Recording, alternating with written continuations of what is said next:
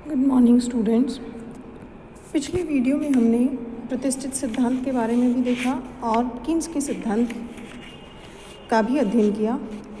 इस टॉपिक में हम प्रतिष्ठित आय एवं रोजगार के प्रतिष्ठित सिद्धांत एवं कीन्स के रोजगार सिद्धांत की तुलना करेंगे। जैसा कि हम जानते हैं कि प्रतिष्ठित सिद्धांत में कुछ कमियां थी। 1936 तक वह अपने चरम पर रहा, लेकिन उसकी कुछ कमियां तथा विश्व में आई महान मंदी को देखकर और 1936 में कीन्स की पुस्तक के प्रकाशन, जो कि मूल रूप से प्रतिष्ठित अर्थशास्त्रियों की अवधारणाओं की आलोचनाओं पर ही आधारित थी, उन दोनों के बारे में जो हमने अध्ययन किया। अब हम देखते हैं कि इन दोनों मॉडल में क्या अंतर है। सबसे पहले हम देखते हैं कीन्स मॉडल क्या कहता है। इसमें पूर्ण रोजगार को एक सामान्य स्थिति माना गया, अर्थात अर्थव्यवस्था का संतुलन सदैव पूर्ण रोजगार पर पाया जाता है। जबकि कीन्सियन जो मॉडल है, कीन्सियन जो सिद्धांत है, वो उसमें बताया गया है कि अर्थव्यवस्था अपना संतुलन पूर्ण रोजगार से कम के स्तर पर भी प्राप्त कर सकती है, लेकिन यदि समग्र मांग को बढ़ाने पर यह पूर्ण रोजगार के स्तर पर जा सकती है, उससे परे समग्र मांग को बढ़ाए जाने पर भी, क्योंकि समस्त पूर्ति हमारी स्थिर हो जाती है, इसलिए मुद्रास्फीति की दशा या कीमतों में वृद्धि की स्थिति उत्पन्न हो सकती है। दूसरा बिंदु हम लेते हैं कि इसमें प्रतिष्ठित सिद्धांत में मौद्रिक तत्व वास्तविक तत्वों को निर्धारित नहीं करते, अर्थात दोनों तत्व एक दूसरे को प्रभाव नहीं डालते, बल्कि वास्तविक तत्व ही वास्तविक तत्वों को निर्धारित करते हैं। जैसे उत्पत्ति और रोजगार प्रमुखतः जनसंख्या, तकनीकी एवं पूंजी निर्माण पर निर्भर करते हैं। जबकि कीन्स के सिद्धांत में मौद्रिक तत्वों एवं वास्तविक तत्वों में परस्पर संबंध को स्वीकार किया गया है। जैसे मौद्रिक अधिकारी द्वारा मुद्रा की पूर्ति बढ़ाने पर ब्याज की दर घटती है और जिससे निवेश में वृद्धि होती है, उससे उत्पादन भी बढ़ाया जा सकता है।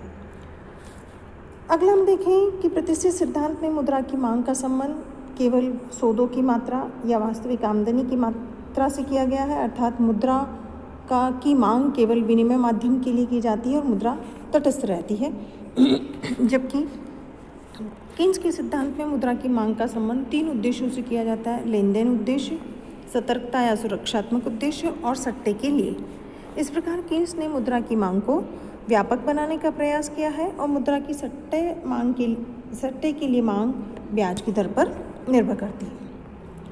प्रतिष्ठित विचारधारा के अनुसार बचत एवं निवेश की समानता ब्याज की दर के परिवर्तनों के माध्यम से होती है, जबकि कीन्स के अनुसार बचत एवं निवेश की समानता आय के परिवर्तनों के माध्यम से होती है। फिर हम देखते हैं कि प्रतिष्ठित अर्थशास्त्री बेरोजगारी को दूर करने के लिए मजदूरी की दर को घटाने की जो बात है उसका समर्थन करते हैं, अर्थात उनका ये मानना है कि यदि बेरोजगारी को दूर करना है तो हम मौद्रिक मजदूरी की दर को घटा दें। लेकिन कीन्स के अनुसार बेरोजगारी को दूर करने का सबसे प्रभावपूर्ण जो तरीका है वह प्रभावपूर्ण मांग को बढ़ाया जाना चाहिए। चूँकि मजदूरी की दर घटाने से तो लोगों की कुल जो क्रय शक्ति है वो भी कम हो जाएगी, जिससे हमारी कुल मांग अर्थात समग्र मांग घट जाएगी और बेरोजगारी कम होने की बजाय और भी बढ़ जाएगी। प्रतिष्ठित अर्थशास्त्र के अनुसार अर्थव्यवस्था के स्वचालित संचालन से अर्थव्यवस्था में अपने आप पूर्ण रोजगार की स्थिति प्राप्त हो जाती है और इसके लिए किसी विशेष प्रयास की, किसी विशेष उपाय की ज़रूरत नहीं होती। जबकि कीन्स ये कहता है कि मौद्रिक नीति और राजकोषीय नीतियों का प्रयोग करके रोजगार में वृद्धि की जा सकती है। ब्याज की दर घटाकर निवेश बढ़ाया जा सकता है, जिससे रोजगार बढ़ेगा, आमदनी निवेश के गुणक में बढ़ती है। राजकोषीय नीति में हम कर घटाकर निजी निवेश को बढ़ा करके रोजगार बढ़ा सकते हैं और सरकार द्वारा सार्वजनिक निर्माण के कार्यों को बढ़ाकर भी रोजगार का सृजन संभव हो सकता है। जैसा कीन्स ने कहा था कि खड्डे खोदो और भरो, इसका तात्पर्य है लोगों को रोजगार सरकार के द्वारा सार्वजनिक निवेश अर्थात दीर्घकालीन योजनाओं में निवेश करके सरकार वर्तमान में रोजगार में वृद्धि कर सकती है, लेकिन आय में तुरंत वृद्धि नहीं। फिर है कि जो प्रतिष्ठित अर्थशास्त्री है वो मुद्रा की पूर्ति का कीमतों पर आनुपातिक एवं सीधा संबंध बताते हैं, अर्थात उनका कहना है कि जो ही मुद्रा की पूर्ति बढ़ाई जाती है, कीमतें प्रत्यक्ष एवं आनुपातिक रूप से बढ़ जाती हैं। लेकिन प्रतिष्ठित कीन्स के सिद्धांत में बताया गया है कि मुद्रा की पूर्ति के बढ़ने का कीमतों पर जो असर है वो अप्रत्यक्ष रूप से पड़ता है। जैसे मुद्रा की पूर्ति बढ़ने पर पहले ब्याज की दर घटती है, फिर उससे निवेश बढ़ता है और उससे उत्पत्ति पर, उत्पादन पर प्रभाव आता है। और उत्पत्ति के नियमों के अनुसार लागतों एवं कीमतों पर प्रभाव उत्पन्न होते हैं। इस प्रकार कीन्स ने अपने मॉडल में मुद्रा की पूर्ति जो है वो काफ़ी घुमावदार तरीकों अर्थात अप्रत्यक्ष तरीकों से कीमतों को प्रभावित करती है। एक और अंतर हम दे सकते हैं कि जो प्रतिष्ठित अर्थशास्त्र है उसमें समग्र पूर्ति वक्र लंबवत होता, वर्टिकल होता है। इसमें उत्पत्ति एवं रोजगार पूर्णतया पूर्ति से निर्धारित होते हैं। इसमें समग्र मांग केवल मुद्रा के स्टॉक पर निर्भर करती है। समग्र मांग का उत्पत्ति निर्धारण में कोई भी व्यवस्थित योगदान उन्होंने नहीं बतलाया, अर्थात नहीं होता, उनका ये मानना था।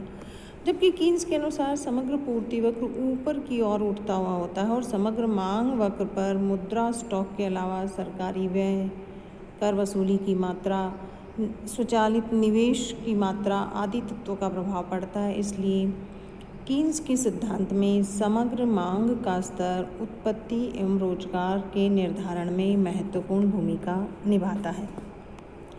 इन अंतरों के अलावा कीन्स का मॉडल बहुत व्यापक है। इसमें कई नई अवधारणाओं अर्थात समग्र मांग, समग्र पूर्ति, प्रभावपूर्ण मांग, उपभोग फलन, निवेश फलन, गुणक, तरलता पसंदगी, सट्टा उद्देश्य के लिए मुद्रा की मांग, पूंजी की सीमांत कुशलता आदि का प्रयोग करके अपने सिद्धांत को उन्होंने एक नया आयाम प्रदान किया, जो समष्टि अर्थशास्त्र के विकास में